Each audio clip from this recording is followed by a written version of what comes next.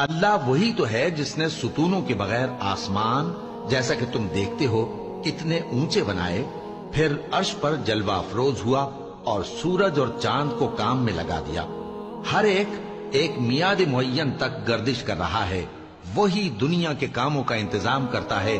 اس طرح وہ اپنی آیتیں کھول کھول کر بیان کرتا ہے کہ تم اپنے پروردگار کے روبرو جانے کا یقین کرو۔ اور وہی ہے جس نے زمین کو پھیلایا اور اس میں پہاڑ اور دریا پیدا کیے اور ہر طرح کے میووں کی دو دو قسمیں بنائیں۔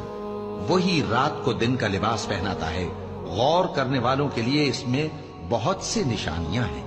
اور زمین میں کئی طرح کے قطعات ہیں ایک دوسرے سے ملے ہوئے، اور انگور کے باغ اور کھیتی اور کھجور کے درخت۔ بعض کی بہت سی شاخیں ہیں اور بعض کی اتنی نہیں ہوتی، باوجود کہ پانی سب کو ایک ہی ملتا ہے۔ اور ہم بعض میووں کو بعض پر لذت میں فضیلت دیتی ہیں۔